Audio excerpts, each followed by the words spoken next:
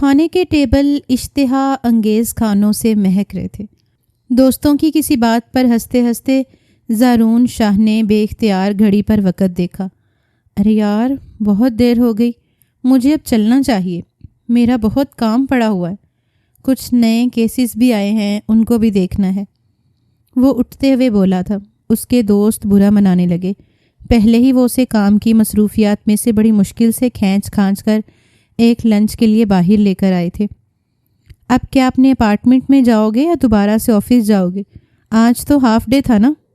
فرحان نے جوس کا گلاس منہ سے لگاتے ہوئے کہا تو اپنا موبائل چیک کرتے ہوئے زارون شاہ نفی میں سر ہلانے لگا۔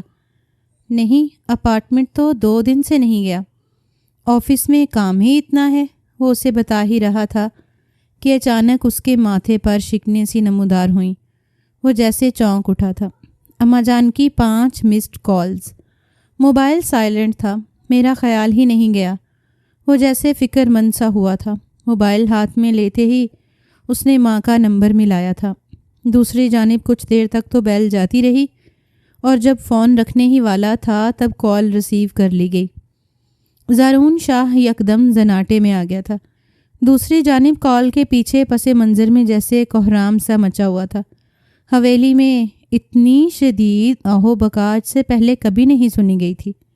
کیا ہوا اماں جان، سب خیریت تو ہے؟ یہ پیچھے شور کیسا ہے؟ زارون شاہ کے لبوں سے سرسراتی ہوئی سی آواز نکلی تھی، مگر دوسری جانب اماں جان کے لبوں سے گھٹی گھٹی سی چیخ نکلی۔ زارون واپس آ جاؤ، جلدی واپس آ جاؤ، سعدیہ، تمہاری سعدیہ۔ اماں جان کے لبوں سے ٹوٹے پھوٹے سے الفاظ نکل رہے تھے، یوں جیسے وہ اپنی سسکیوں پر قابو پاتے ہوئے بامشکل بول رہی ہوں۔ زارون کے قدموں تلے سے زمین نکل گئی۔ کیا ہوا سعدیہ کو؟ آپ رو کیوں رہی ہیں؟ پیچھے اتنا شور کیوں ہے؟ مجھے بتائیے کیا ہوا ہے؟ اس کے ہاتھ کپ کپانے لگے تھے۔ جان سے پیاری سعدیہ کی بات ہوئی تھی، اور بات بھی کس انداز میں، وہ خود پر قابو رکھتا بھی تو کیسے، مگر لائن کٹ چکی تھی۔ مضبوط اعصاب کے مالک زارون شاہ کے حواس بھی مختل ہونے لگے۔ اپنے ہاتھوں سے اس نے دوبارہ سے ماں کا نمبر ملایا، مگر دوسری جانب سے کوئی جواب نہیں آ رہا تھا۔ زارون شاہ کے دل کو کچھ ہونے لگا۔ اضطراری انداز میں اس نے ٹیبل پر پڑی گاڑی کی چابی اٹھائی۔ کیا ہوا ہے؟ سب خیریت تو ہے نا؟ دوست پیچھے آوازیں دیتے رہ گئے تھے، مگر وہ بے تابی سے بار بار حویلی میں موجود ہر فرد کا نمبر ملاتے ہوئے دعا کر رہا تھا کہ وہاں سب خیریت تو ہو۔ اس وقت وہ شہر میں موجود تھا۔ ایف آئی میں کام کے سلسلے میں اسے مستقل طور پر شہر میں ہی رہنا پڑتا تھا، لیکن اس کا دل وہیں حویلی میں اٹکا تھا جہاں اس کی ساری فیملی موجود تھی۔ گاڑی میں بیٹھتے ہی اس نے زہیب کا نمبر ملایا۔ کم سے کم آج تو فون اٹھا لو زہیب، اس نے دل ہی دل میں اپنے چھوٹے بھائی کو سختی سے پکارا تھا، مگر اس کا نمبر بھی مسلسل بند جا رہا تھا۔ ایک ایک کر کے وہ ہر شخص کا نمبر ملا چکا تھا، مگر کہیں سے کوئی جواب نہیں آ رہا تھا۔ یوں لگتا تھا جیسے حویلی پر کوئی قیامت ٹوٹ پڑی ہو۔ پوری سپیڈ میں گاڑی کو بھگاتے اس کے ذہن میں بس رہ رہ کر سعدیہ کا ہی چہرہ آ رہا تھا۔ 2 روز پہلے ہی تو اس کی رخصتی ہوئی تھی۔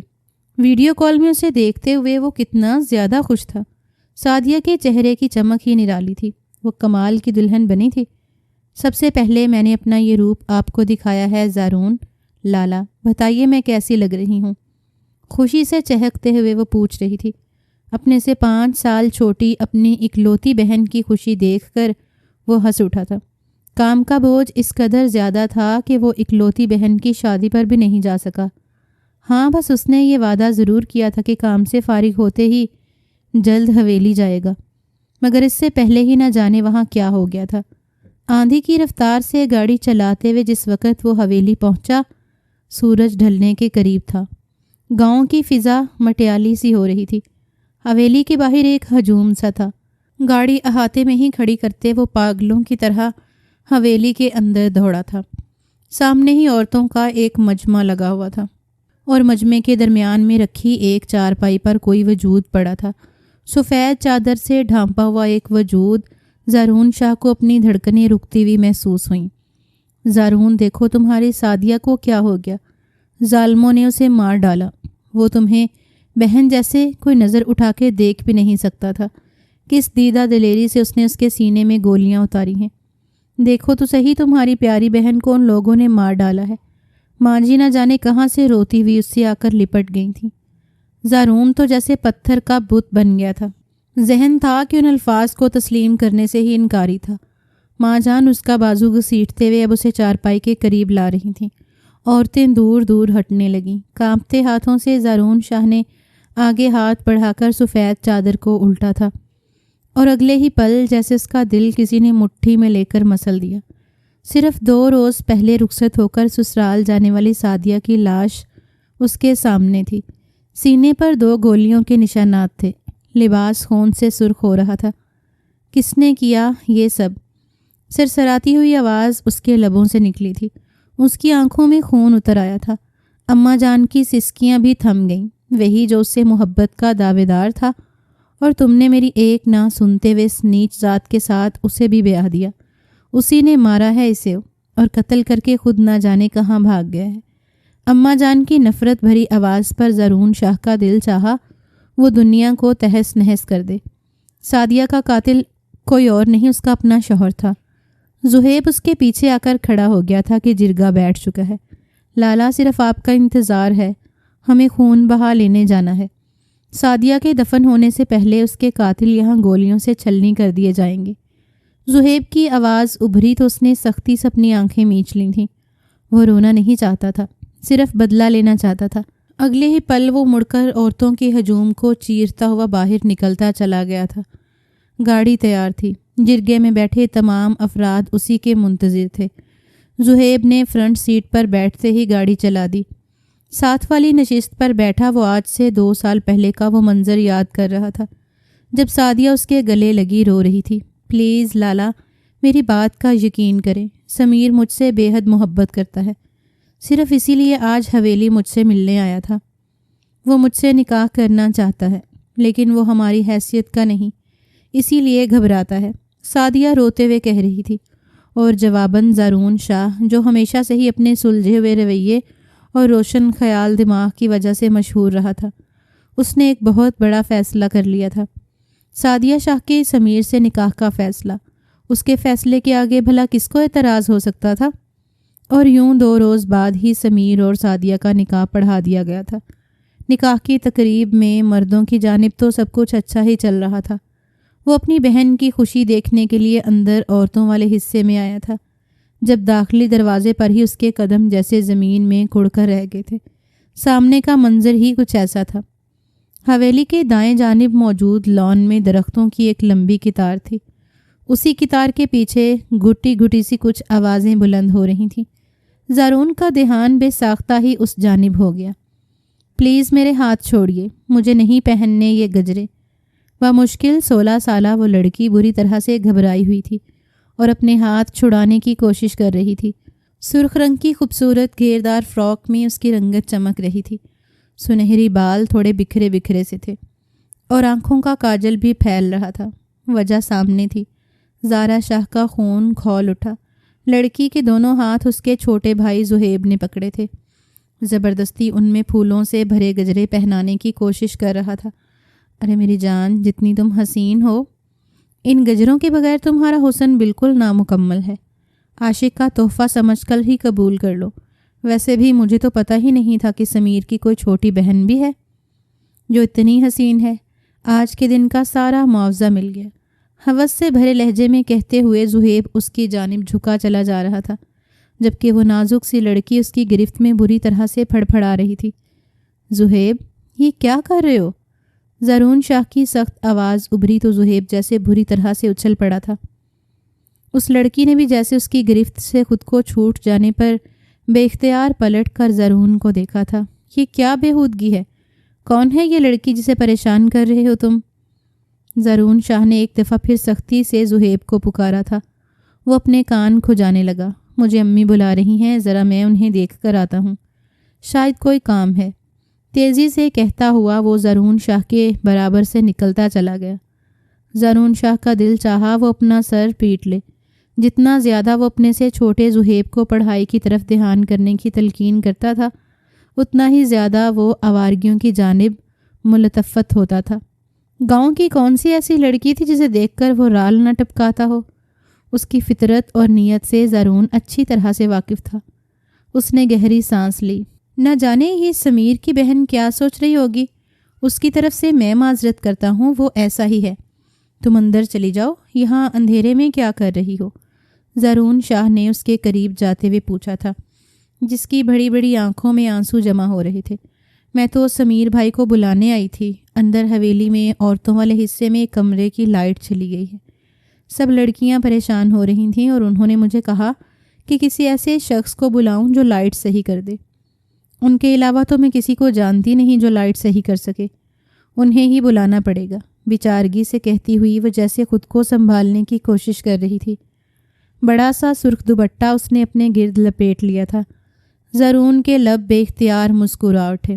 وہ بولی ہی اتنی معصومیت سے تھی، سمیر تو اس وقت یہاں نہیں آ سکتا، وہ وہاں دلہا بنا بیٹھا ہے۔ مجھے دکھا دو، میں ملازم سے کہہ کر لائٹ آن کروا دیتا ہوں۔ زارون نرمی سے کہا تو وہ سر ہلاتے ہوئے اندر کی جانب پلٹ گئی تھی۔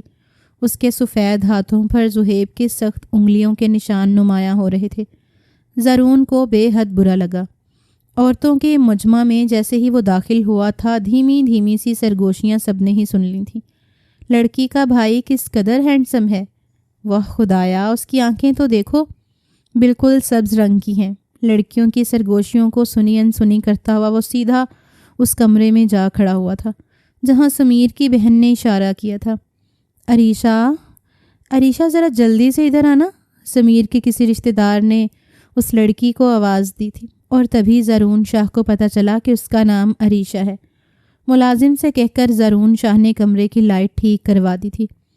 لڑکیوں نے اس کمرے کو اپنا میک اپ روم بنا رکھا تھا، شاید اسی لیے وہاں لائٹ کی سب سے زیادہ ضرورت تھی۔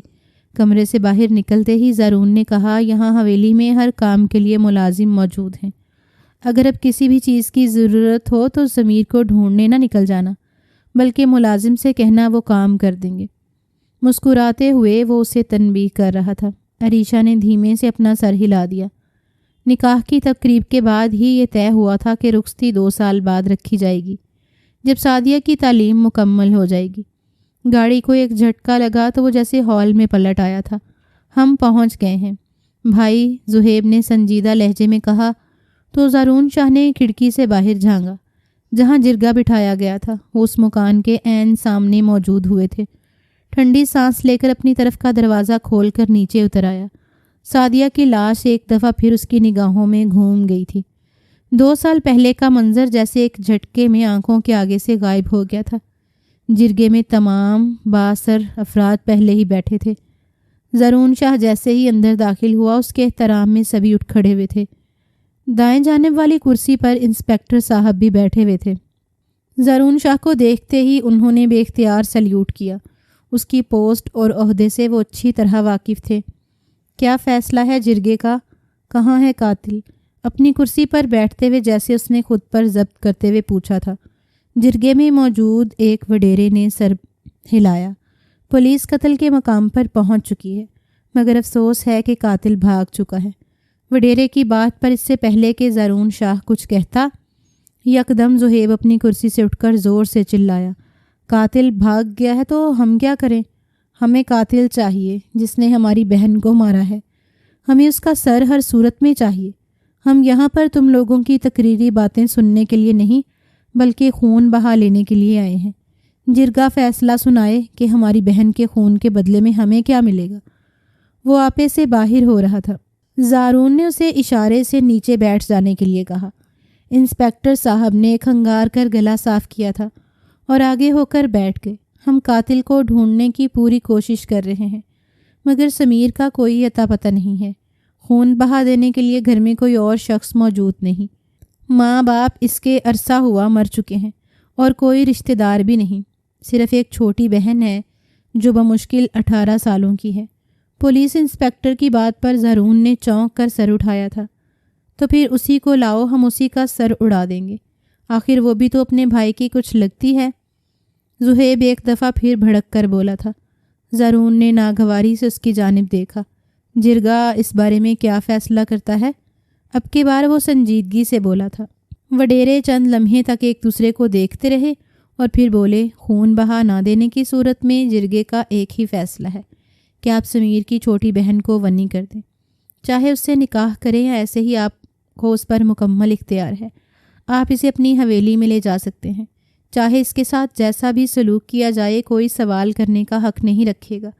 زرون شاہ جیسے سناٹے میں آ گیا تھا۔ ہمیں منظور ہے، کہاں ہے وہ لڑکی؟ زہیب ایک دفعہ پھر بول اٹھا تھا اور اس کی آواز پر ہی ایک گاڑی کا دروازہ کھول کر کسی نے اسے باہر کھینچ نکالا تھا۔ اس کی چیخ زرون تک پہنچی تو بے اختیار ہی اس نے مڑ کر دیکھا۔ کھلے احاطے میں سے باہر کا منظر صاف نظر آ رہا تھا۔ اسے بالوں سے پکڑ کر 2 آدمی گھسیٹتے ہوئے لا رہے تھے۔ سیاہ رنگ کا لباس جگہ جگہ سے گرد سے اٹا تھا۔ دوپٹہ یا چادر جو بھی تھی وہ راستے میں ہی گر چکی تھی۔ آدمیوں نے اسے لا کر عین مجمع کے درمیان میں پٹک دیا تھا۔ سبھی کی دلچسپی بھری نگاہیں اس کے وجود پر پھسلنے لگیں۔ زرون بے اختیار اپنی جگہ سے اٹھ کھڑا ہوا۔ اسے کسی عورت کی اتنی تذلیل کبھی برداشت نہیں تھی۔ زہیب اس کے پاس سے گزر کر آگے بڑھ رہا تھا، لیکن تبھی زرون نے سختی سے اس کی کلائی تھامی۔ رک جاؤ زہیب، اسے ونی کرنے سے پہلے میں اس سے نکاح کروں گا۔ تمام جرگے میں سناٹا چھا گیا تھا۔ زمین پر پڑی اس سسکتی ہوئی عریشہ نے بھی بے اختیار نگاہ اٹھا کر زرون شاہ کو دیکھا۔ اس کی نگاہوں میں بے یقینی امڑ آئی تھی۔ اس بدسات سے نکاح کرنے کی کیا ضرورت ہے جب یہ مال ویسے ہی ہمارے ہاتھ آ رہا ہے تو؟ زہیب نے اس کے پاس ہوتے ہوئے سرگوشی کی تھی۔ جواب زرون شاہ نے ایک سخت نگاہ اس پر ڈالی۔ وہ فیصلہ کر چکا تھا اور اس کے فیصلے کو بدلنے کی طاقت اب کسی میں نہیں تھی۔ زرون نے ہاتھ آگے بڑھا کر زمین پر پڑی عریشہ کو اوپر اٹھایا۔ اپنے کندھوں پر پڑی شال اٹھا کر اس نے اس کے حوالے کر دی تھی۔ اسے اوڑھ لو۔ وہ تو جیسے اسی انتظار میں تھی۔ یک دم اس نے اس کی سیاہ شال کو اچھی طرح اپنے گرد لپیٹ لیا تھا۔ مولوی صاحب کو بلا لیا گیا تھا۔ جرگے میں ہی زرون شاہ نے اپنے سے کئی سال چھوٹی عریشہ سے نکاح کر لیا تھا۔ وہ جو کچھ دیر پہلے تک اپنی موت کا یقین کیے بیٹھی تھی، اچانک سے اس شخص کی بیوی بن جانے پر حیران تھی۔ نکاح کے فوراً بعد وہ اس کا ہاتھ تھامتے ہوئے سیدھا اپنی گاڑی کی جانب آیا تھا۔ زہیب بھی اس کے پیچھے تھا۔ اس کی نگاہیں مسلسل عریشہ کے وجود کا طواف کر رہی تھیں۔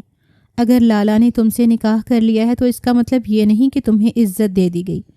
حویلی میں تمہاری حیثیت 2 کوڑی سے بھی کم ہوگی۔ پھنکارتے ہوئے لہجے میں وہ اس کے قریب ہوتا ہوا بولا تھا۔ عریشہ اپنے آپ میں سمٹ سی گئی۔ زرون نے آگے بیٹھ کر پیچھے کا دروازہ کھول دیا تھا۔ عریشہ خاموشی سے پچھلی سیٹ پر بیٹھ گئی، جبکہ زہیب آگے بیٹھ گیا تھا۔ تھوڑی دیر کے بعد گاڑی حویلی کے سامنے جا رکی۔ رات کی تاریکی پھیلنے لگی تھی۔ حویلی میں کوہرام ویسے ہی مچا ہوا تھا۔ جنازہ تیار ہو چکا تھا۔ جب اماں جان نے زرون شاہ کے پیچھے سکڑی سمٹی عریشہ کو اندر داخل ہوتے ہوئے دیکھا، یہ کون ہے؟ وہ لپک کر سامنے آئی تھی۔ پھنکارتے ہوئے لہجے میں انہوں نے پوچھا۔ تمام عورتوں کی نگاہیں اسی پر جمی تھیں۔ لالا نے اس سے نکاح کر لیا ہے، یہ سمیر کی بہن ہے، زہیب نے نفرت بھرے انداز میں کہا۔ سیاہ شال عریشہ کے چہرے سے سرکی تو اماں جان نے اسے پہچان لیا۔ ونی میں آنے والی لڑکیوں سے نکاح کرنے کی کوئی ضرورت نہیں ہوتی، اس کے بدلے ہی اس کے وجود سے میں اپنی بیٹی کے تمام خراج وصول کر لوں گی، پھنکارتے ہوئے لہجے میں کہہ کر اماں جان یکدم اس پر جھپٹی تھیں۔ عریشہ بوکھلا گئی۔ اماں جان کے تیز ناخنوں نے اس کے چہرے کو لمحوں میں بھنبھور ڈالا تھا۔ دونوں ہاتھوں سے اس کی گردن دبوچے وہ مسلسل گرا رہی تھیں۔ جان سے مار ڈالوں گی تجھے، بالکل ویسے ہی جیسے تیرے بھائی نے میری بیٹی کو مار ڈالا ہے۔ تو کیا سمجھتی ہے اپنے بھائی کو؟ یہاں سے بھگا کر اسے بچا لوگی؟ وہ نہیں تو نہ، تیرے جسم کی ایک ایک بوٹی نوچ لوں گی۔ تو درد سے چیخے گی اور معافیاں مانگے گی، مگر حویلی والوں کی جانب سے تمہیں کوئی معافی نہیں ملے گی۔ اماں جان آپے سے باہر ہو رہی تھیں۔ تمام عورتیں افسوس بھری نظروں سے عریشہ کی جانب دیکھ رہی تھیں، جبکہ زرون شاہ بے بس ہوا جا رہا تھا۔ بس کر دیں اماں جان، چھوڑ دیں اسے۔ وہ خود نہیں سمجھ پا رہا تھا کہ آخر وہ یہ سب کیوں کر رہا ہے۔ عریشہ ونی میں ہو کر آئی تھی۔ اس کے ساتھ جو بھی سلوک کیا جاتا وہ ان سب کی نگاہ میں جائز تھا، تو پھر وہ اسے کیوں بچا رہا تھا؟ اماں نے ایک جھٹکے سے اس کی جانب دیکھا۔ یہ معصوم ہے، اسے کچھ وقت تو دیں۔ فی الحال جنازہ اٹھانے کی تیاری کریں، دفن کرنے کا وقت ہو رہا ہے۔ زارون نے انہیں ٹالتے ہوئے کہا تھا۔ ایک زہر خند نگاہ اماں جان اور عریشہ کے وجود پر ڈالی جو بری طرح سے رو رہی تھیں۔ زارون نے ملازمہ کو اشارہ کر کے اسے حکم دیا تھا، عریشہ کو میرے کمرے میں لے جاؤ۔ وہ تو جیسے جائے پناہ ڈھونڈ رہی تھی۔ زارون کی شکل میں اسے واحد مسیحا نظر آ رہا تھا جو حویلی والوں سے بچا سکتا تھا۔ کمرے میں داخل ہوتے ہی عریشہ نے دروازہ مضبوطی سے بند کر لیا تھا۔ وہ سر تا پا لرز رہی تھی۔ تھوڑی دیر تک وہ خود پر قابو پاتی رہی اور پھر وہیں بیٹھ کے کنارے پر بیٹھ کر پھوٹ پھوٹ کر رونے لگی۔ نہ جانے ان کے گھر میں یہ سب اچانک کیا ہو گیا تھا۔ زندگی اتنی تیزی سے بدلی تھی کہ وہ خود حیران تھی۔ کافی دیر رونے کے بعد اس نے سر اٹھایا تو بے اختیار نگاہوں میں ستائش ابھر آئی۔ زارون شاہ کا کمرہ شاندار تھا۔ ہر چیز میں نفاست ٹپک رہی تھی۔ بند کمرے کے باہر عورتوں کا ہلکا ہلکا شور ابھی تک سنائی دے رہا تھا۔ رفتہ رفتہ خاموشی چھاتی چلی گئی۔ ایک ہی پوزیشن میں بیٹھے بیٹھے اس کی کمر اکڑنے لگی تو وہ مجبوراً بیڈ سے ٹیک لگا کر بیٹھ گئی۔ نہ جانے کتنا وقت گزر گیا جب جنازے سے فارغ ہو کر تھکا ہارا زارون اپنے کمرے میں داخل ہوا۔ شدت ضبط سے اس کی آنکھیں سرخ ہو رہی تھیں۔ وہ پھوٹ پھوٹ کر رونا چاہتا تھا، مگر کمرے میں داخل ہوتے ہی اس کی نگاہ سامنے بیڈ کے ساتھ ٹیک لگائے بے خبر سوتی عریشہ پر پڑی۔ وہ ٹھٹک سا گیا۔ اسے تو وہ بھول ہی گیا تھا، لیکن اب وہ اس کی زندگی کا حصہ بن چکی تھی۔ بے اختیار ہی اسے یاد آیا، چند گھنٹوں پہلے وہی تو اس سے نکاح کر کے اسے اپنے گھر لایا تھا۔ دھیرے سے چلتا ہوا وہ بیڈ کے قریب آ کر کھڑا ہو گیا تھا۔ وہ بے خبر سو رہی تھی۔ بالوں کی لٹیں چہرے پر بکھری ہوئی تھیں۔ اماں جان کے ناخنوں کی کھروچوں کے نشان اس کے چہرے اور گردن پر صاف دکھائی دے رہے تھے۔ زارون شاہ کو افسوس سا ہوا۔ بھلا لڑکی کا اس سب میں کیا قصور تھا؟ وہ دھیمے سے بیڈ پر اس کے قریب بیٹھ گیا۔ وہ جو بے خبر سو رہی تھی، آہٹ پر یکدم چونک سی گئی۔ زارون پر نگاہ ڈالتے ہی وہ بے اختیار خود میں سمٹ گئی تھی۔ ڈھلک جانے والی سیاہ چادر اس نے دوبارہ سے کھینچ کر اپنے شانوں پر پھیلا لی تھی۔ تکلیف ہو رہی ہے تو دوا لگا دوں؟ اس کے چہرے اور گردن کے نشانات کو دیکھ کر پوچھ رہا تھا۔ جواباً اس نے نفی میں سر ہلایا۔ آپ کہاں چلے گئے تھے؟ پلیز ہر وقت میرے ساتھ رہیے، مجھے بہت خوف آ رہا ہے، دھیمے لہجے میں وہ اچانک بولی تھی۔ زارون نے چونک کر اسے دیکھا۔ بے اختیار اس کے لب نرمی سے مسکرائے۔ تم فکر مت کرو، میں یہی ہوں، ہمیشہ تمہارے پاس۔ نہ جانے اس لڑکی کی ذات میں ایسا کیا سحر تھا کہ وہ مضبوط اعصاب کا مالک اس کے سامنے پگھلتا چلا گیا۔ اسے یہ تک بھول گیا کہ وہ لڑکی سمیر کی بہن تھی، وہ جس نے اس کی بہن کو قتل کیا تھا۔ دھیرے سے اس کے گرد اپنے بازو حائل کرتے زارون نے اسے اپنے سینے سے لگا لیا۔ وہ تو جیسے پہلے ہی منتظر تھی، بری طرح سے سسک کر رونے لگی۔ خود زارون بھی مشکل اپنے آنسوؤں کو ضبط کر رہا تھا۔ دھیرے دھیرے اس کے بالوں میں انگلیاں پھیرتے وہ یہ بھول ہی گیا کہ وہ ونی میں آئی ہوئی لڑکی ہے۔ وہ تب چونکا تھا جب فجر کی اذان گونجی۔ وہ بے خبر سو رہی تھی۔ گہری سانس لیتے ہوئے زارون نے کمبل اس کے اوپر اچھی طرح سے پھیلا دیا۔ سوتے ہوئے بھی اس کے چہرے پر خوف سا پھیلا ہوا تھا۔ میں اماں جان کو کیا جواب دوں گا؟ پچھتاوا سا زارون شاہ کے اندر بھرنے لگا۔ اور تبھی اس کا موبائل بجا۔ آفس سے کال تھی۔ قتل کا کوئی کیس تھا جس میں اس کی موجودگی ضروری تھی۔ زارون کے ماتھے پر بل پڑ گئے۔ وہ جانتا تھا اب اس کا جانا ضروری ہو گیا ہے۔ خاموشی سے فجر کی نماز ادا کرتے ہی وہ اپنا بیگ اٹھا کر حویلی سے نکل گیا تھا، بغیر کسی کو اطلاع دیے۔ صبح جب وہ جاگی تو بے اختیار ہی اس کی نگاہ بیڈ کے دائیں جانب پڑی جہاں رات میں وہ سویا تھا۔ جگہ خالی تھی۔ عریشہ گھبرا کر اٹھ بیٹھی۔ اس نے پورے کمرے میں دیکھ لیا، زارون کہیں نہیں تھا۔ واش روم بھی خالی تھا۔ یکدم ہی اس کا دل ویران ہو گیا۔ آخر وہ اسے چھوڑ کر چلا ہی گیا تھا۔ اس نے بھی اس کی حیثیت صرف ونی ہوئی لڑکی کی ہی سمجھی تھی۔ اس کی آنکھوں سے 2 آنسو ٹپکے اور گالوں پر آن گرے۔ زوردار آواز میں دروازہ کھلا۔ اٹھ گئی مہرانی؟ چلا گیا ہے میرا بیٹا جس کو اپنے حسن کے جال میں قابو کرنے کے لیے تم بےتاب ہوئے جا رہی تھی۔ اب یہاں کوئی نہیں جو تمہیں مجھ سے بچانے چلا آئے۔ یہاں سے یہ نرم بستر تمہارے لیے نہیں ہے۔ آئندہ اگر سونا ہوا تو پتھریلی زمین پر سونا، اگر میں تمہیں سونے کے لیے وقت دے دوں تو۔ آگے بڑھ کر اسے بالوں سے دبوچتے ہوئے وہ گھرا رہی تھیں۔ عریشہ سسک اٹھی، مگر اب کی بار معافی ملنے کی کوئی امید نہیں تھی۔ اماں جان سے بازو دبوچ کر گھسیٹتے ہوئے نیچے لے آئی تھیں۔ حویلی میں مہمان بھرے ہوئے تھے جو سعدیہ کا افسوس کرنے کے لیے آئے تھے۔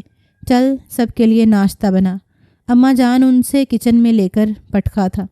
ایک بے بس نگاہ باہر کے مہمانوں پر ڈالی۔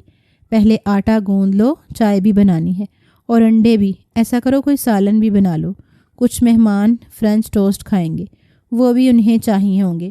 ملازمہ مشینی انداز میں سر پر کھڑی ہدایات دے رہی تھیں۔ عریشہ خاموشی سے آٹا نکال کر گوندنے لگی۔ درجنوں کے حساب سے پراٹھے بناتے اور سب کو ناشتہ دیتے دیتے اس کی کمر دکھ گئی۔ کئی گھنٹے مسلسل کچن میں کام کرنے کی وجہ سے اس کی ٹانگیں کپ کپانے لگی تھیں، اس کا گلا خشک ہو رہا تھا۔ تھک ہار کر اس نے گلاس اٹھا کر پانی بھرا، مگر اس سے پہلے کہ وہ پینے کے لیے منہ سے لگاتی، کسی نے ہاتھ بڑھا کر وہ پانی کا گلاس نیچے گرا دیا۔ چھن کی آواز آئی۔ عریشہ ہکا بکا رہ گئی۔ کس نے کہا کہ کچن کے برتن تم اپنے کھانے پینے کے لیے استعمال کر سکتی ہو؟ اگر زیادہ کھانے پینے کا شوق ہے تو اسٹیل کے وہ برتن استعمال کرو جو ملازموں کے پاس ہیں۔ خبردار، جو آئندہ میرے کسی برتن کو تم نے اپنے لیے استعمال کیا۔ اماں جان اس کا منہ دبوچے گرا رہی تھیں۔ عریشہ کا دل سہم گیا، پیاس کا احساس جیسے غائب ہی ہو گیا۔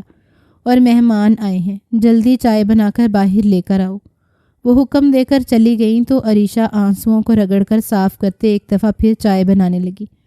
چائے بنا کر وہ باہر لاؤنج میں لے آئی، جہاں کئی ساری عورتیں بیٹھی اماں جان کے ساتھ افسوس کر رہی تھیں۔ عریشہ چھپ کر ایک ایک کے آگے چائے کا کپ کرنے لگی۔ یہ کون ہے؟ کیا نئی ملازمہ رکھی ہے؟ بڑی خوبصورت ہے اور پڑھی لکھی لگ رہی ہے۔ ایک عورت نے اشتیاق سے پوچھا تو اماں جان نفرت سے بولی، جی ہاں ملازمہ ہی ہے۔ عریشہ کے لب سل گئے۔ اس نے خاموشی سے چائے کا کپ اماں جان کے سامنے کیا۔ چائے اٹھاتے ہوئے انہوں نے جان بوجھ کر ٹرے کو اس طرح جھکا دیا کہ باقی موجود کپوں کی ساری گرم گرم چائے لڑک کر عریشہ پر جا گری۔ ٹرے کو سنبھالتے سنبھالتے وہ گرم چائے سے جلس گئی تھی۔ ہاتھوں اور پیروں پر جہاں جہاں چائے گری سرخ نشان نمودار ہونے لگے۔ اس کے لبوں سے ایک سسکی سی نکلی۔ ایک تو نئی ملازماؤں کو سکھانے میں بھی بڑا وقت لگ جاتا ہے۔ جاؤ کپڑا لاؤ اور یہ چائے صاف کرو۔ یہ قالین بہت مہنگا ہے، شاید تم نے ایسا کبھی دیکھا بھی نہیں ہوگا، نفرت سے وہ کہہ رہی تھیں۔ درد کی اٹھتی ٹھیسوں کو لبوں میں دباتے ہوئے عریشہ خاموشی سے ہٹ گئی۔ سبھی نے نوٹ کیا مگر کوئی کچھ نہ بولا تھا۔ کانپتے ہاتھوں سے اس نے اماں جان کے قدموں میں گری ہوئی چائے صاف کی اور دوبارہ کچن میں آ گئی۔ سارے برتنوں کو دھو کر جیسے ہی فارغ ہوئی، اماں جان نے ملازمہ سے کہہ کر نہ جانے کہاں سے دھونے والے کپڑے اکٹھے کر لیے تھے۔ مشین لگانے کی اجازت نہیں ہے، ہاتھ چلیں، سارے کپڑے دھونے ہیں تم نے۔ ملازمہ ہدایت دے کر وہاں سے چلی گئی۔ عریشہ کی آنکھوں سے پانی بہنے لگا، بھوک کے مارے آنتیں درد کرنے لگی تھیں۔ کانپتے ہاتھوں سے اس نے اسٹیل کے گلاس میں ہی پانی پیا۔ یہ واحد خوراک اس کے پیٹ میں گئی۔ اس کے بعد وہ خاموشی سے کپڑے دھونے لگی۔ جس وقت وہ سارے کپڑے دھو کر تار پر پھیلا چکی تھی، رات کی تاریکی چاروں جانب پھیلنے لگی تھی۔ مہمان ایک ایک کر کے رخصت ہو رہے تھے۔ اماں جان اسے بیٹھنے ہی نہیں دیتی۔ ایک کام ختم ہوتا تو دوسرے اس کے سامنے رکھ دیتی تھیں۔ وہ نازک سی لڑکی شام تک بے حال ہو چکی تھی۔ وہ لاؤنج میں سے برتن اٹھا کر کچن میں رکھ رہی تھی جب ملازمہ نے ایک پلیٹ اس کے سامنے رکھی۔ یہ لو کھانا کھا لو۔ دیکھ کے چند بچے ہوئے چاول جس کے اوپر ایک آلو رکھا تھا، ساتھ میں اسٹیل کے گلاس میں پانی، عریشہ کو لگا وہ کھانا کسی نعمت سے کم نہیں ہے۔ وہی کھڑے ہو کر جلدی جلدی کھانے لگی۔ نوالا گلے میں پھنسا تو بے اختیار اس کی آنکھوں سے آنسو بہنے لگے۔ اسے سمیر یاد آیا جو کتنی محبت سے اس کے منہ سے نوالے ڈالا کرتا تھا۔ اسے زرون شاہ کا بھی خیال آیا جس نے کل رات اس سے وعدہ کیا تھا کہ وہ ہمیشہ اس کی حفاظت کیا کرے گا۔ کوئی میرا خیال نہیں رکھے گا۔ اس نے آنکھوں میں آئے آنسوؤں کو مسل ڈالا اور پانی کا گلاس اٹھا کر لبوں سے لگا لیا۔ چائے بنا کر میرے کمرے میں لے کر آؤ۔ وہ اپنے ہی خیال میں تھی جب اس آواز پر اچھل پڑی۔ پیچھے زہیب کھڑا تھا جو گہری نگاہوں سے اس کا جائزہ لے رہا تھا۔ اس کو دیکھتے ہی وہ مڑ کر اپنے کمرے میں چلا گیا۔ وہ لرز اٹھی تھی۔ زہیب سے اسے شروع سے ہی خوف آتا تھا۔ وہ عجیب سی نگاہ رکھنے والا انسان تھا۔ جب بھی جہاں بھی موقع ملتا وہ اس پر معنی خیز جملے کسنے سے باز نہیں آتا تھا۔ اسے اچھی طرح یاد تھا جرگے میں اس نے کیا کچھ کہا تھا۔ بے بسی سے اس کا دل ہولنے لگا مگر وہ انکار نہیں کر سکتی تھی۔ خاموشی سے چائے بنانے لگی۔ چائے بنانے کے دوران اسے جتنی قرآنی آیتیں یاد تھیں اس نے ساری پڑھ لیں۔ بےتاب دل بار بار یہی دعا کر رہا تھا کہ کہیں سے زارون شاہ واپس آ جائے، مگر وہ تو دور اپنے شہر میں تھکے ہارے انداز میں اپارٹمنٹ کا دروازہ کھول رہا تھا۔ دھڑکتے دل سے چائے لے کر زہیب کے کمرے میں چلی آئی۔ دستک دے کر اس نے پکارا، آپ کی چائے؟ جواباً وہ اندر سے بولا تھا، نخرے کس بات کے ہیں میڈم؟ چائے لے کر اندر آؤ اور یہاں ٹیبل پر رکھو۔ کانپتے ہاتھوں سے اس نے دروازے کو دھکیلا۔ اندر نیم اندھیرا تھا، سامنے ہی وہ بیڈ پر بیٹھا تھا۔ اس نے شرٹ اتار رکھی تھی اور پینٹ کے پانچے فولڈ کیے ہوئے تھے۔ عریشہ کو اندر آتے دیکھ کر اس کے لبوں پر ایک عجیب سی مسکراہٹ نمودار ہوئی تھی۔ جی یہ آپ کی چائے۔ اس کے ہاتھ تک پاس ہو۔ زینب نے چائے میز پر رکھنے کا اشارہ کر دیا تھا۔ وہ میز پر چائے رکھتے ہی بجلی کسی تیزی سے پلٹی۔ وہ جلد از جلد اس کمرے سے نکل جانا چاہتی تھی، لیکن اگلے ہی لمحے کسی عقاب کی طرح اس نے عقب سے اسے دبوچ لیا۔ کب تک چھپو گی؟ اور بچوں کی مجھ سے؟ عریشہ میڈم، پچھلے 2 سال سے تم پر گھات لگانے کی کوشش کر رہا ہوں، اور اب تو قسمت تمہیں خود اٹھا کر یہاں لے آئی ہے۔ اب یہاں تمہیں بچانے والا کون ہے؟ عقب سے اس کو مکمل طور پر اپنی گرفت میں لیے وہ اس کے کان کے پاس گھرا رہا تھا۔ عریشہ کے قدموں تلے سے زمین نکل گئی۔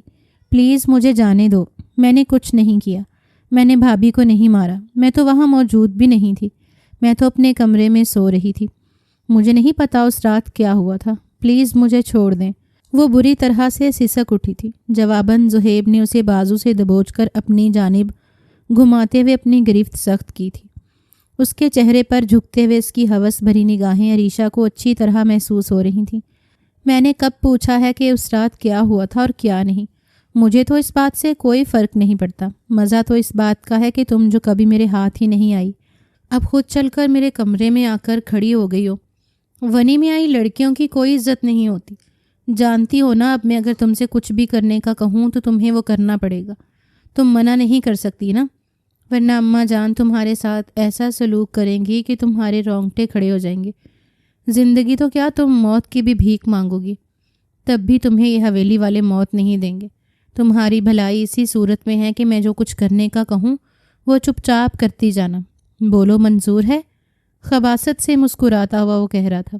اس کی سانسوں سے اٹھتی بو عریشہ کا دل گھبرا رہی تھی۔ وہ سرتا پیر پسینے میں بھیگ گئی، بڑی بڑی آنکھوں میں آنسو بھرنے لگے۔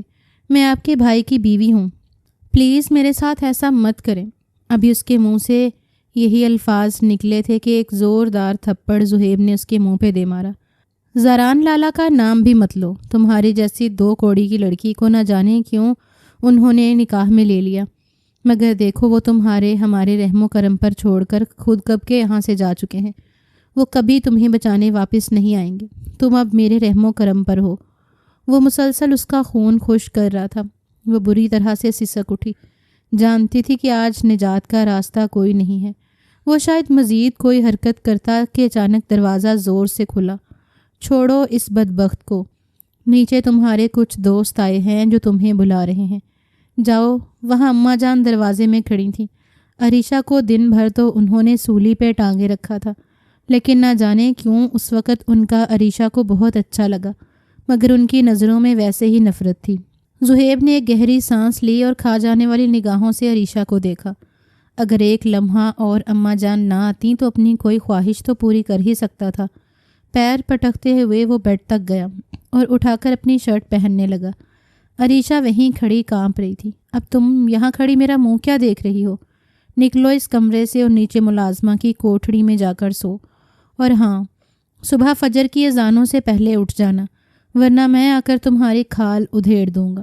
اماں جان نے ایک دفعہ پھر حقارت سے اسے پکارا تھا۔ وہ تو لپک کر یوں کمرے سے نکلی جیسے اسے کسی نے اس میں نئی روح پھونک دی ہو۔ تیز تیز سیڑھیاں اترتے ہوئے وہ بس بھاگتی جا رہی تھی۔ اسے پتہ نہ تھا کہ ملازمہ کا کمرہ کس طرف ہے۔ آنکھوں سے آنسو بہہ رہے تھے جب وہ اپنے ہی خیال میں لاؤنج میں رکھے صوفے سے ٹکرا گئی۔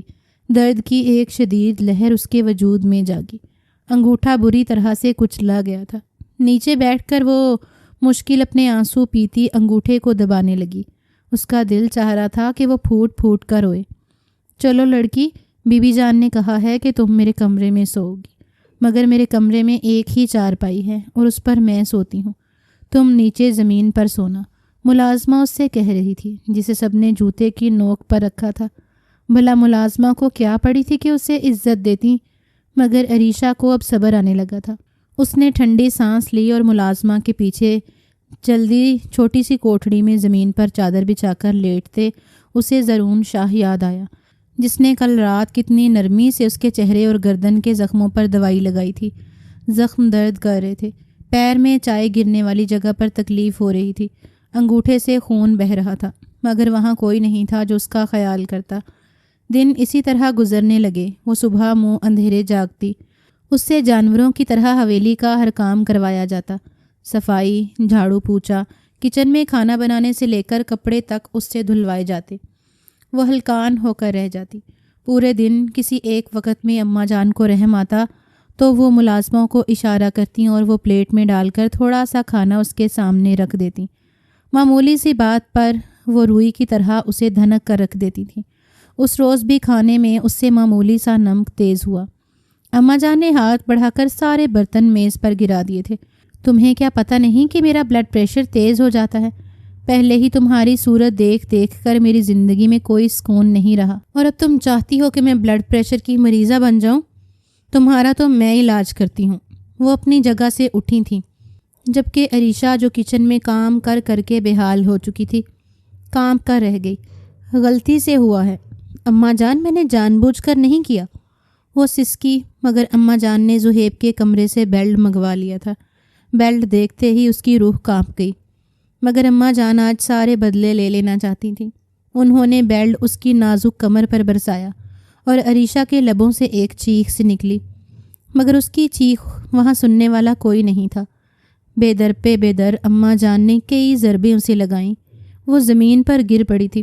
اس کے تڑپنے اور رونے کا اماں جان پر کوئی اثر نہیں ہو رہا تھا، بلکہ یوں لگ رہا تھا جیسے ان کے زخموں کے اوپر کوئی مرہم رکھ رہا ہو۔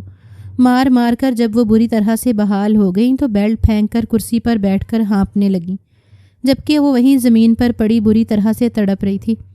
جہاں جہاں بیلٹ کی ضربیں لگی تھیں وہیں یوں لگتا تھا جیسے کسی نے گرم سلاخ سے اسے داغ دیا ہو۔ کمر میں سے خون رس رہا تھا۔ وہ وہیں دونوں بازوؤں میں چہرہ چھپائے بری طرح سے سسک رہی تھی، جب اماں جان نے ایک دفعہ پھر آگے بڑھ کر اس کے پیٹ میں ٹھوکر ماری۔ اٹھ یہاں سے اور اپنی شکل گم کر، ورنہ میں ایک دفعہ پھر ماروں گی، اور اب کی بار تب تک مارتی رہوں گی جب تک تیری جان نہ لے لوں۔ ان کے الفاظ میں موت کی سی سختی تھی۔ لڑکھڑاتے قدموں سے وہ اٹھی اور دوبارہ سے کچن میں چلی گئی۔ زخموں میں ہونے والی تکلیف سے اس کی جان نکلی جا رہی تھی۔ وہ بری طرح سے رو رہی تھی، مگر ملازمہ برتن اس کے سامنے رکھے جا چکی تھی۔ باہر بیٹھی اماں اب پرسکون ہو چکی تھی۔ تبھی ان کے ٹیبل پر رکھا ہوا موبائل بجنے لگا۔ انہوں نے فون اٹھایا۔ زارون کا نمبر تھا۔ انہوں نے مسکراتے ہوئے فون کان سے لگا لیا۔ دوسری جانب وہ فائلوں کے ڈھیر میں پریشان سا بیٹھا تھا۔ کیسی طبیعت ہے آپ کی اماں؟ حویلی میں سب خیریت ہے؟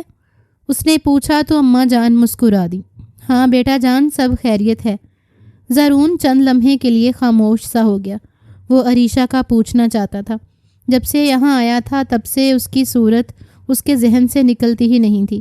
اماں جان، عریشہ کیسی ہے؟ اس نے ہمت کر کے پوچھ ہی لیا۔ ان کے لبوں میں کڑواہٹ سی کھل گئی۔ بالکل ٹھیک ہے، تمہاری غیر موجودگی میں راج کر رہی ہے یہاں، اور تمہارے چھوٹے بھائی پر ڈورے ڈال رہی ہے۔ ایسی عورتوں کو بھلا مردوں کی کیا کمی ہے؟ تم نے ناحق اس سے نکاح کر کے خود کو دھوکہ دیا ہے، جبکہ وہ تو دن رات زہیب کے آگے پیچھے پھرتی رہتی ہے۔ اماں نے کہا تو زارون کو ایک زوردار جھٹکا سا لگا۔ کچھ دیر ادھر ادھر کی باتیں کر کے اس نے فون بند کر دیا، مگر ذہن اماں کی باتوں میں ہی الجھ کر رہ گیا تھا۔ بھلا ایسے کیسے ممکن تھا؟ عریشہ ایسی تو نہ تھی۔ وہ اپنی ہی سوچوں میں گم تھا جب زبیر اندر داخل ہوا۔ کہاں گم ہے یار؟ صبح سے فون کر رہا ہوں، فون ہی نہیں اٹھا رہا۔ تنگ آ کر تیرے آفس آنا پڑا، وہ ہاتھ ملاتے ہوئے کہہ رہا تھا۔ جواباً زارون کچھ نہیں بولا، مگر وہ دیکھ رہا تھا کہ آج زبیر بھی کچھ پریشان سا ہے۔ کیا بات ہے؟ کیا آج پھر بھابھی سے جھگڑا ہوا ہے؟ زارون نے پوچھا تو زبیر ایک رکھی ہوئی ہنسی ہنس دیا۔ ہاں، آج میں نے فیصلہ کر لیا ہے کہ نمرہ کو طلاق دے دوں گا۔ جب اس کی دلچسپی میرے علاوہ کسی دوسرے مرد میں ہے تو پھر میں زبردستی تعلق کو نبھا کر کیا کروں؟ بچوں کی وجہ سے اب تک برداشت کرتا آیا ہوں، مگر اب میری برداشت جواب دے رہی ہے۔ کتنی بار مجھے محلے داروں نے بتایا ہے کہ میری غیر موجودگی میں مرد گھر آتے ہیں۔ میں کام کے سلسلے میں یہاں مصروف ہوتا ہوں، وہ گاؤں میں رہتی ہے، لیکن اس کا مطلب یہ تو نہیں کہ میری غیر موجودگی میں وہ دوسرے مردوں کو میری جگہ دے دے۔ وہ پھیکے سے لہجے میں کہہ رہا تھا۔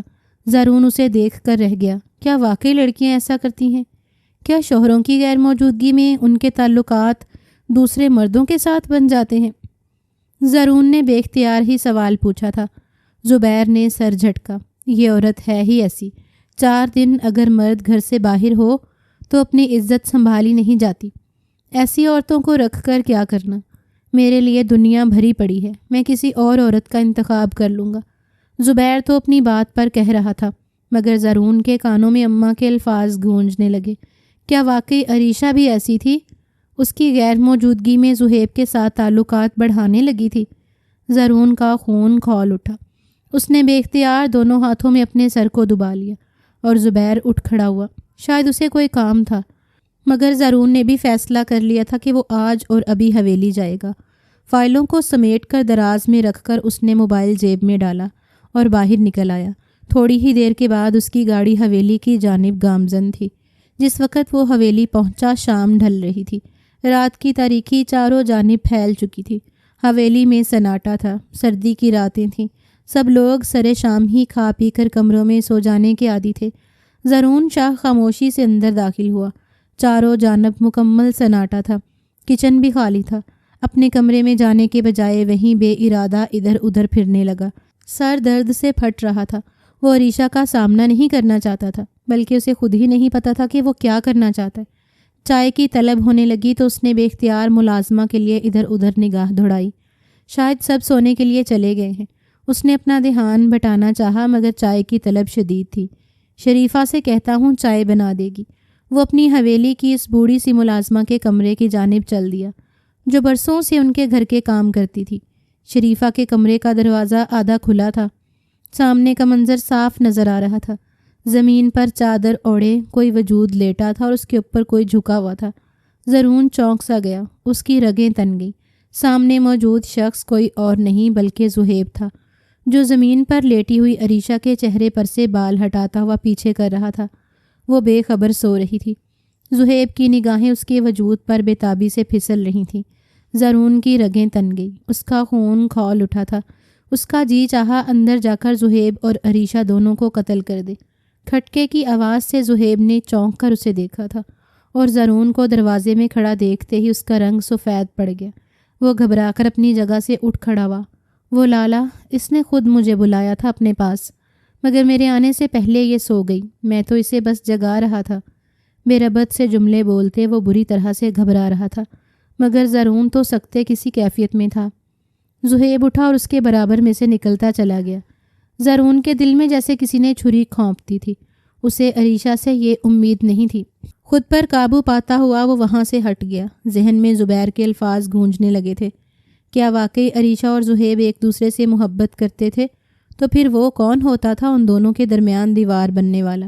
اس نے تو صرف اس وقت عریشہ کی جان بچائی تھی۔ میں نے خود کو تسلیاں اور دلاسے دیے تھے۔ سر کے درد میں مزید شدت آ گئی۔ لمبے لمبے قدم اٹھاتا وہ سیدھا اپنے کمرے میں جا پہنچا۔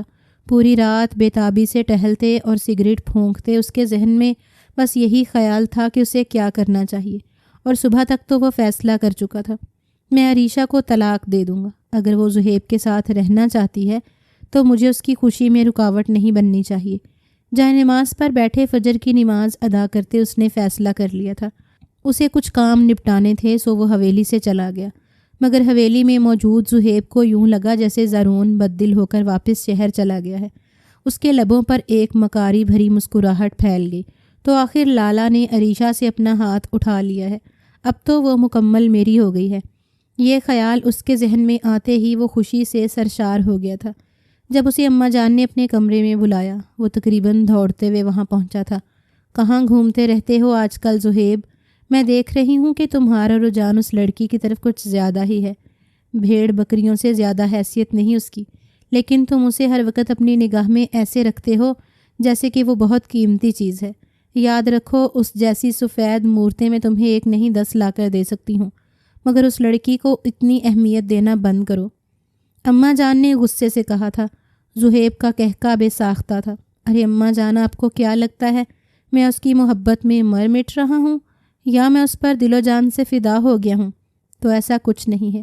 میں تو بس اس پھل کا ذائقہ چکھنا چاہتا ہوں جو عرصہ دراز سے میرے سامنے تو ہے مگر میرے ہاتھ نہیں آتا۔ اس لڑکی کا غرور اور گھمنڈ توڑنا چاہتا ہوں۔ میں جس روز وہ ونی کرنے کے لیے جرگے میں لائی گئی تھی، میں اپنا بدلہ اسی روز لیتا، مگر لالا سامنے آ گئے۔ مگر اب تو میں نے ایسا کھیل کھیلا ہے کہ خود لالا بھی عریشہ سے بیزار ہو گئے ہیں۔ اس نے خوشی بھری آواز میں کہا تھا۔ اماں جان چونک گئی۔ کیوں، تم نے ایسا کیا کیا؟ ان کی آواز میں بے یقینی تھی۔ زہیب نے بے ساختہ ایک اور کہکا لگایا۔ کل رات انہوں نے مجھے عریشہ کے کمرے میں دیکھ لیا تھا، اور اب وہ سمجھتے ہیں عریشہ اور میں ایک دوسرے کے ساتھ تعلقات میں نہیں، حالانکہ آپ جانتی ہیں کہ وہ ضدی اور مغرور لڑکی تو صرف میری ضد ہے۔ اب اس بے وقوف لڑکی کو مجھ سے کوئی نہیں بچا سکتا۔ وہ لالا کے نکاح میں ہے، اسی لیے بڑا مغرور ہوئی پھرتی ہے اور یہ سمجھتی ہے کہ کوئی اسے کچھ کہہ نہیں سکتا۔ آپ نے اس پر اتنا ظلم کر کے دیکھ لیا، لیکن بڑی ہی ڈھیٹ ہڈی ہے۔ اصل ظلم تو اس پر اب میں کروں گا۔ مکاری سے مسکراتے ہوئے وہ کہہ رہا تھا۔ اماں جان کے چہرے پر سکون بھرا تاثر پھیل گیا۔ یہ تو بہت اچھی بات ہے۔ میں نے بھی زارون سے یہی کہا تھا کہ وہ تم پر ڈورے ڈال رہی ہے اور تمہیں اپنے جال میں الجھانے کی کوشش کر رہی ہے۔ تمہیں جو کرنا ہے کرو اس لڑکی کے ساتھ۔ جتنا برا سلوک ہوگا اتنا ہی مجھے اچھا لگے گا۔ زارون کے آنے سے پہلے اس کا قصہ ختم کر دو، اماں جان نے مسکراتے ہوئے کہا تھا۔ جواباً زہیب سر خم کر رہا تھا، مگر وہ دونوں ہی اس بات سے بے خبر تھے کہ دروازے کے باہر نوب پر ہاتھ رکھے زارون جیسے مٹی کی مورت بن گیا تھا۔ دروازہ اد کھلا تھا۔ اندر ہونے والی دونوں کی گفتگو وہ اپنے کانوں سے سن چکا تھا۔ وہ تو طلاق کے کاغذات بنوانے گیا تھا، مگر یہاں تو اس کی دنیا ہی الٹ گئی تھی۔ وہ ناواقف تھا کہ اس کی ماں اور بھائی دونوں ہی کس قدر گھٹیا ذہنیت کے حامل تھے۔ صرف ایک لڑکی سے نفرت کی خاطر وہ دونوں جہالت کے انتہاؤں میں اتر چکے تھے۔ زارون کو افسوس ہونے لگا تو وہ ساکت کھڑا تھا، مگر باہر نکلتے ہوئے زہیب نے جو ہی دروازہ کھولا، باہر کھڑے زارون کو دیکھتے ہی اس کے قدم گویا زنجیر سے ہو گئے۔ لالا جان، آپ؟ اس کے لبوں سے سرسراتی ہوئی سی آواز نکلی، اور پیچھے کھڑی ماں جان نے بھی زارون کو دیکھ لیا تھا۔ زارون کے چہرے پر جو تاثرات تھے اسے دیکھتے ہی انہیں اندازہ ہو گیا کہ زارون سب کچھ سن چکا ہے۔ اس نے بے یقینی بھری ایک نگاہ اپنی ماں پر ڈالی اور خاموشی سے پلٹ گیا۔ اس کا رخ کچن کی جانب تھا، جہاں خاموشی سے سر جھکائے وہ برتن دھونے میں مصروف تھی۔ عریشہ اس کے پیچھے کھڑے ہو کر اس نے آہستگی سے پکارا تو وہ اچھل کر پلٹی۔ وہ ہڈیوں کا ڈھانچہ بن چکی تھی۔ چہرے کی سفیدی میں زردیاں کھل گئیں۔ بڑی بڑی آنکھیں بے جان سی معلوم ہو رہی تھیں۔ نہ جانے کب کے بنائے گئے سنہری بال چٹیا میں سے نکل کر لٹوں کی صورت بکھرے ہوئے تھے۔ وہ دوپٹہ لاپرواہی سے شانوں پر تھا۔ زارون کو دیکھتے ہی اس کی آنکھیں پہلے بے یقینی سے پھیلیں اور پھر ان میں آنسو بھرنے لگے۔ اس نے آہستگی سے ہاتھ بڑھا کر اس کا ہاتھ تھاما تھا۔ چھوڑو یہ کام، آج سے تمہیں تمہاری وہی حیثیت ملے گی جو حقیقتاً ہے۔ دھیرے سے اس کا ہاتھ تھامتے ہوئے وہ اماں جان اور زہیب کے سامنے اسے اپنے کمرے میں لے گیا تھا۔ یہ کیا ہے؟ رات کے کسی لمحے میں نے اس کی کمر پر وہ سرخ نشانات دیکھے تھے جو اماں جان کے بیلٹ سے مارنے پر بنے تھے۔ وہ سسک اٹھی، مگر زارون کو اپنی غلطی کا احساس ہو گیا تھا۔ اس نے عریشہ کو ان ظالموں کے بیچ میں چھوڑ کر اچھا نہیں کیا تھا۔ آہستگی سے اسے اپنے بازو میں سمیٹتا ہوا وہ معافی مانگ رہا تھا۔ اب تم یہاں نہیں رہو گی، زارون اسے یقین دلا رہا تھا، مگر جانتا تھا اماں جان کی نفرت کبھی محبت میں نہیں بدلے گی۔ صبح وہ یہی سوچتے ہوئے اپنے کمرے سے باہر نکلا تو سامنے ہی اماں جان ناشتے کی ٹیبل پر بیٹھی تھیں۔ کتنا ظلم کیا ہے اماں جان آپ نے اس کے ساتھ۔ اس کی کمر پر جگہ جگہ نشانات ہیں، ہاتھوں اور پیروں پر جلس جانے کے نشانات ہیں، چہرے اور گردن پر کھرونچوں کے نشانات ہیں۔ وہ انسان ہے، کوئی جانور تو نہیں ہے۔ بے شک وہ ونی میں آئی ہے، لیکن آپ اسے انسان تو سمجھے۔ اتنا بھی کوئی ظلم کرتا ہے جتنا آپ نے اس پر کیا ہے؟ زارون بے یقینی سے ماں سے سوال کر رہا تھا، مگر وہ نخوت سے اپنا سر جھٹک کر رہ گئی تھی۔ اس کا بھائی میری بیٹی کا قاتل ہے، میں یہ بات کبھی نہیں بھولوں گی۔ ان کے لہجے میں موت کی سی سختی تھی۔ زارون نے اپنا سر جھٹکا اور اسی لمحے اس کے موبائل پر زبیر کی کال آنے لگی تھی۔ نہ چاہتے ہوئے بھی اس نے کال ریسیو کی، مگر دوسری جانب جو بات وہ کر رہا تھا وہ انتہائی حیران کن تھی۔ یار زرون، تمہیں یاد ہے 2 روز پہلے ہم نے چھاپا مار کر جن مجرموں کو پکڑا تھا انہوں نے ایک جگہ کی نشاندہی کی ہے۔ آج جب ہم نے وہاں پہ چھاپا مارا تو وہاں سے تمہارا بہنوئی سمیر ملا ہے۔ نہ جانے کتنے عرصے سے وہ وہاں پر قید تھا۔ ہم تو اسے دیکھ کر حیران ہی رہ گئے، اور جب اسے وہاں سے باہر نکالا تو وہ پھوٹ پھوٹ کر رونے لگا اور یہ کہہ رہا تھا کہ ان مجرموں نے ڈکیتی سے روکنے پر اس کی بیوی کو قتل کیا تھا، مگر بیوی کو قتل کرنے کے بعد وہ پہچان گئے کہ وہ زرون شاہ کی بہن ہے۔ تمہارے اثر و رسوخ سے وہ واقف تھے، کیونکہ ان مجرموں کا تعلق بھی تمہارے گاؤں سے ہی ہے۔ سمیر تمہیں ان کی حقیقت نہ بتا دے، اس لیے اسے اغوا کر کے اپنے ساتھ لے آئے، اور اب تک انہوں نے اسے قید میں رکھا ہوا تھا۔ زبیر کی بات تھی یا پگھلا ہوا سیسا جو زرون کے کانوں میں انڈیل دیا گیا تھا؟ اماں جان بھی اس کے چہرے کے بدلتے زاویے دیکھ کر حیران ہو گئی تھیں۔ اس نے فون بند کر کے ٹیبل پر رکھا۔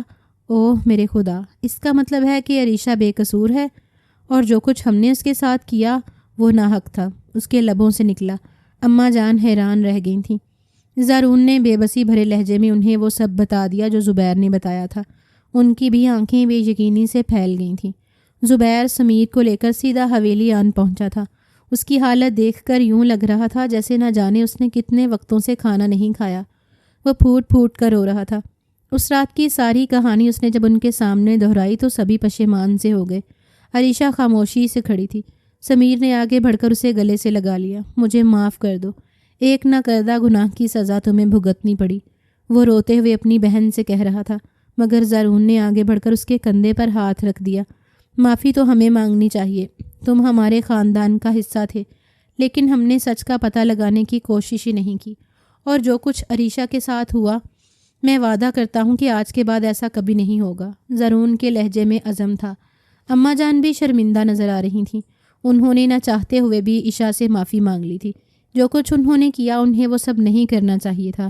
بیٹی کی موت کے سلسلے میں جب وہ بے قصور نظر آئیں تو اماں جان کو احساس ہوا کہ وہ اتنی بری بھی نہیں تھی جتنی بری وہ اسے سمجھتی تھی۔ زہیب پیچھے کھڑا پیچو تاب کھا رہا تھا۔ عریشہ ایک دفعہ پھر اس کے ہاتھ سے نکل گئی تھی۔ اب اسے یقین ہو گیا تھا کہ وہ جتنی مرضی کوشش کر لے اپنے گھٹیا ارادوں میں کبھی کامیاب نہیں ہو سکتا۔ زرون اب زہیب کو کوئی موقع نہیں دینا چاہتا تھا۔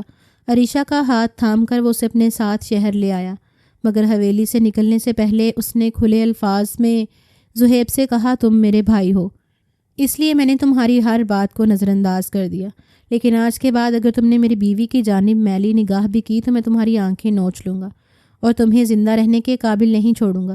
میری بات یاد رکھنا۔ وارننگ دیتے ہوئے اسے زرون شاہ حویلی سے نکلتا چلا گیا۔ ان کا رخ شہر کی جانب تھا، جہاں ان دونوں نے ایک نئی زندگی کی ابتدا کرنی تھی۔